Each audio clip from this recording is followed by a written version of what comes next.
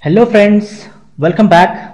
We are learning polymorphism. We have seen that what is polymorphism? A single construct being in different forms or many forms is known as polymorphism. Or you can say transform. One construct can transform itself to some other type. We have seen there are two types of polymorphism, static polymorphism and dynamic polymorphism. We have already learned what is static polymorphism. And now we are concentrating on member hiding. And in the previous tutorial we have learned how do we hide an inherited member in the derived class by using the new keyword. We know that B1 can see only newly created X member and it cannot see the inherited X member, right?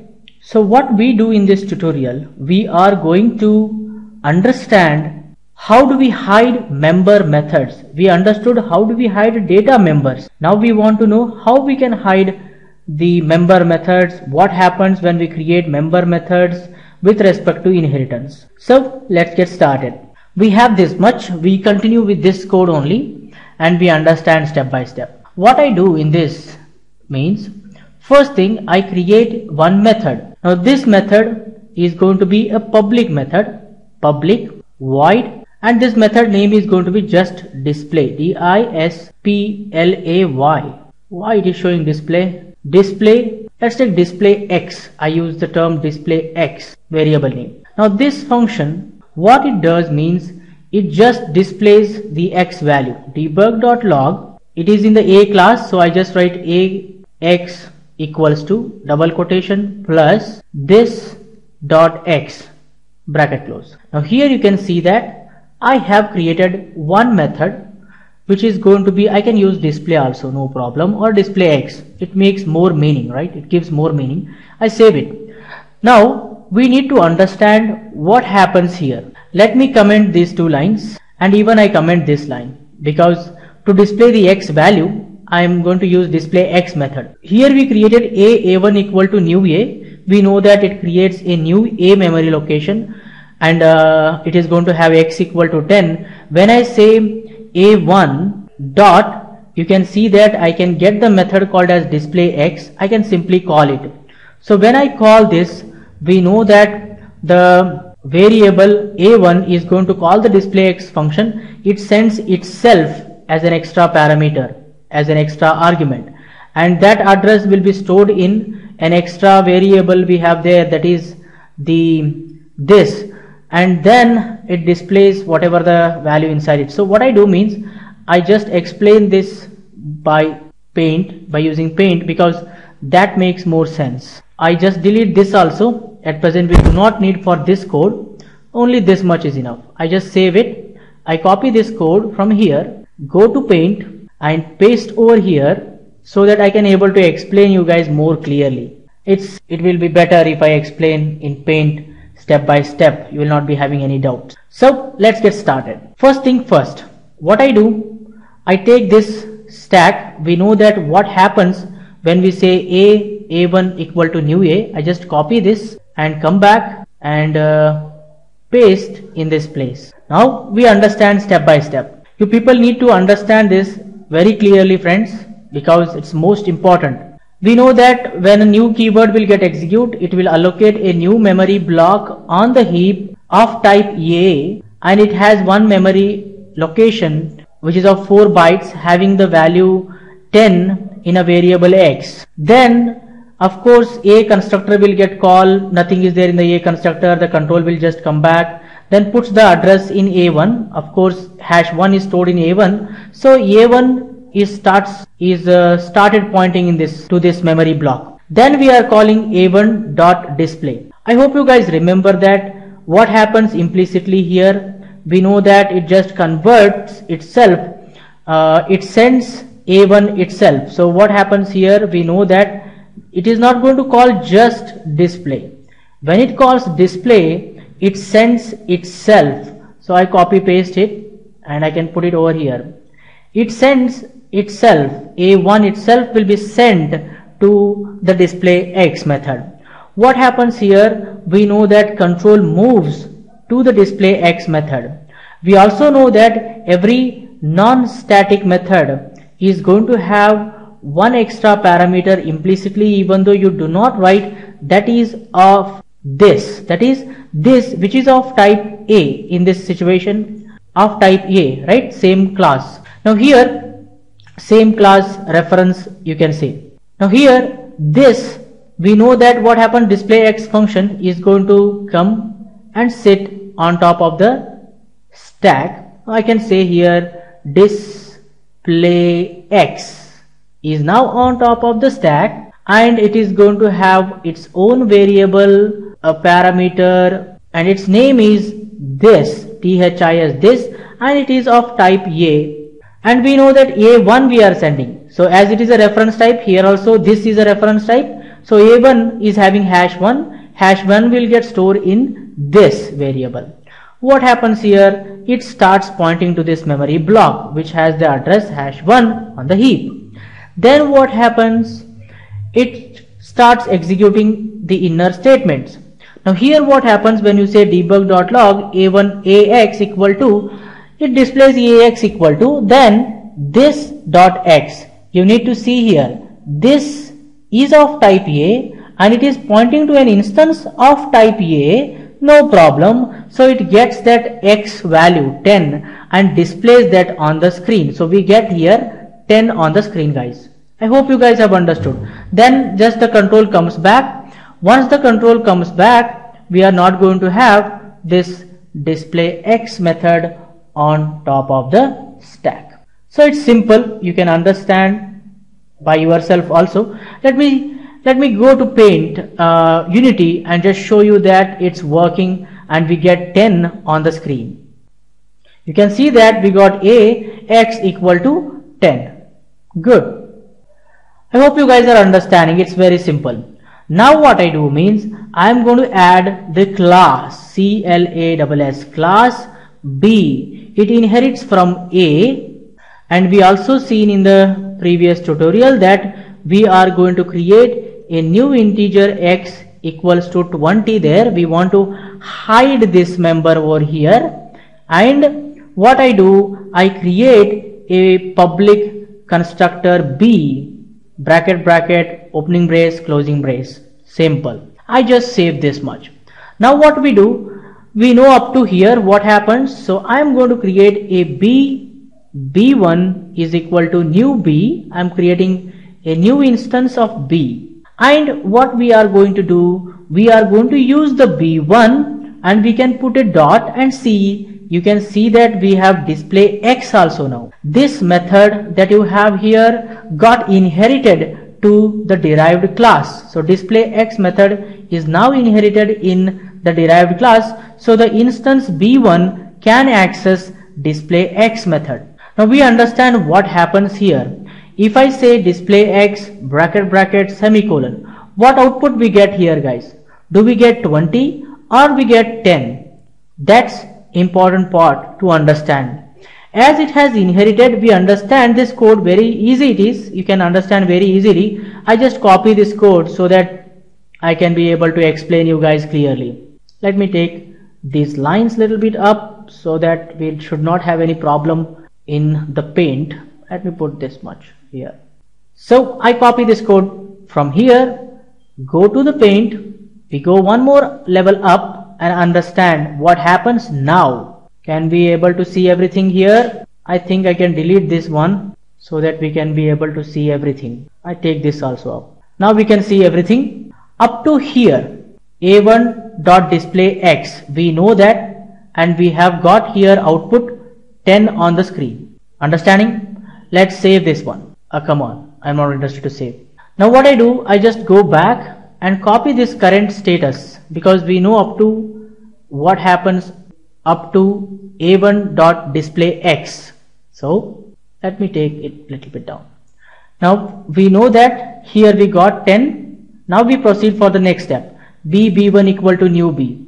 We know that the new keyword is going to allocate a memory block, and that already we have. I'm going to copy that from there only. Already we have here what happens when we say B1 equal to new B. I just copy this, I paste it in this Paint. We know that on the heap it creates a memory block. In that there will be a base block, base of type A, which is going to have x equal to 10, and also we know that as we are hiding the x, it is going to create its own new x memory location in the B instance and puts the value inside it 20, and its address is #5. So I say here #5, and we know that we will be having the B1 on the left hand side. It assigns that B1 to it, so I just create that B1 also here. Here we have the B1 variable, and #5 is going to store over here, and it starts pointing to this memory block. Good. Now we need to understand what happens when this line will get executed. B1.displayX, when we say this, we know that implicitly it is not going to say just display X. It is going to send itself, right friends? It is going to send itself to the display X method. So we go here, B1 will be sent. Now we need to understand here, this is an important part. When we say display X, first thing, we know that there is no display X method here. No display X method. But there is a display X method in its base class, that is in the class A. We know that it has got inherited. So what B1.displayX does means it calls, it just checks here, do I have a displayX method? No. But I know that displayX method is inherited from the base class. So what it does, it goes to the base class displayX method. Understand this. And here you can see that displayX method is going to have its own extra parameter, that is going to be this, which is of type base, that is A, which is of type A. So here you know that this displayX method is going to come and sit on top of the stack now. Try to understand. So here what happens, we are going to have displayX method is going to come and sit on top of the stack, but it is going to have its own variable that is going to be this, and this is going to be of type A. That also you need to remember what type of reference it is. It is of type A. And as we are sending B1 reference, B1 has #5. #5 is going to store in this variable, and it starts pointing to this memory block. One of the important thing you need to remember here is the type of this is originally A, but as we know that this is pointing to the derived class, it is now of type B. Implicitly this is now of type B, but as originally it is of type A, it can be able to read only the base memory block. Remember that. It can be able to read only this memory block. So when I say debug.log AX equal to this X, we are going to get here 10. We are going to get AX equal to 10 on the screen, not 20. Not 20. Remember that.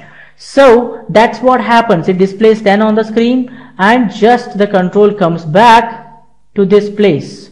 Understanding? So once the control comes back, we will not be having this display X available on the stack, friends. Understanding? Now we can see that we are going to get 10 on the screen. Control X, Control V. I just bring this to tell you that here we are getting 10, not 20. So let's see that whether we get AX equal to 10. If I run the code, you can see that we got AX equal to 10, not 20. It has not displayed 20. That is inheritance. So when you inherit a method, when you say b1.displayX, it calls the displayX method from its base class. Understand this? Understanding? So we get 10, not 20. So how do I get 20 then? If I have to get 20, I need to change, I need to create a new method which hides this method in the derived class. We have seen previously also, we have hidden this data member in the derived class. Similarly, I can hide public I can use a new keyword, say void, and you can see I am going to write the same displayX method down. Can you see here? I am just copied this and pasted here. Only one thing I added is new. Now this time I am going to copy this line and paste it down. Instead of A here I write B because it is in the B class, right? So I can save this one. Now this time what happens, we understand. When I run this code, whether we get 10 or we get 20, let's save this one, run and check first. If I run the code, you can see that this time we got bx equal to 20, not ax equal to 20. See this, we have hidden that inherited method. Now let's understand how that is working in the Paint so that we get more better clear idea. What I do, I try to reduce this number of lines so that we can see everything in the Paint and understand. Just take this, and even I can move this there so that we can reduce the number of lines of code. Let me copy this from here and come to the Paint and just paste it. Here we have the code. We can see everything, no problem. Good. Now let us understand. We know up to here b1 equal to new b. What happens up to here? So I am going to copy that. We know that this is the current status of the stack and the heap. So I can copy this, come to the Paint and paste it, put it over here. So we have here A1, B1 with its members. Let's understand. Now here also same thing. We know that when B1 displayX executes, this time what happens? It is going to send itself. Of course we know that it sends itself upper. So B1 I have written there. Then what happens? It just calls the B1 displayX. It goes to this displayX because it knows that in the derived class I have a displayX. If there is no displayX, then it goes to the base class. It goes upper level one by one. So hiding is going upper level step by step. Now you can understand step by step. Now here, of course, we know that this displayX is going to have its own extra parameter that is going to be this. Here you should understand this is of type B. Good. Now what happens here? The control moves the displayX from the B class, displayX from the B class, and we know that it has its own extra memory, that is this THIS, this, and we know that it is of type B, and we are sending B1, so #5 will get stored in that, and once we store, it starts pointing to that memory block #5. We know that B can read this complete whole block, right? And also we can see here it starts executing the inner statement. When we say this dot x, here you should understand this is of type B, and we know that in the B class we have given a new meaning to x. That means we created a new latest x which is going to have 20. So what happens here means this dot x is going to display 20, not 10. It will be hidden, so it displays 20 on the screen, friends. Understanding? Then the control just comes back in this place. So we are not going to have this display x available on the stack, and we get 20 as the output in this place. That is how it works, friends. I hope you guys are understanding how we hide the inherited members and how it works behind the scene. This concept is most important, very important, hiding the members. Now what I do, I just rearrange this everything back. This one I keep there only, no problem. Yep, here we are. Let's take, I want to display this display x method also. I want to display the A's x also. I comment this line, these two lines. If I save and run, we get only bx equal to 20 on the screen. If I come back, If I run the code, you can see that we are going to get bx equal to 20. But I want to display the ax also equal to 10 on the screen. I want to display that also by using the derived class variable. How do we do that? Here comes the use of base keyword. We have seen base function call. We know that here implicitly we will be having base call, and we know that the base bracket is going to call its superclass constructor. We have understood that there is a base keyword as this keyword. This keyword is used to access the current instance members, right? Whereas you can use the base keyword also. Just before this line, I want to say base. If I say base is a keyword used to access members of the base class from within the derived class. Can you see that? So here I can say base. If I put a dot, check out, I can be able to access the x. I can also be able to access display x method. So I just call display x method from the derived class. I am using the base keyword. What base keyword does? It calls the base class display x method. Understanding?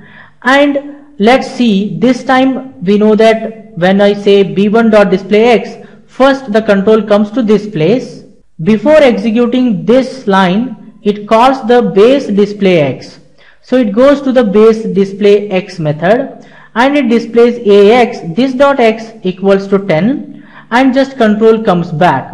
Then it displays b's x equal to this dot x, that is bx equal to 20 on the screen, and control comes back. So you can see that's a method chaining I have done here. If I save and run, let's check it out what happens. You can see that we got ax equal to 10, bx equal to 20. Very simple. You can understand. You just need to write how it looks implicitly and just go through the flow. Very simple. If you call this down here, Control V, then what happens? We know that first when I say b1.displayX, it comes to this place. First it displays bx 20, then it calls the base displayX method. It displays ax 10, and then the control comes to this place, then the control comes to this place. Let's save and come back to Unity and run and check out.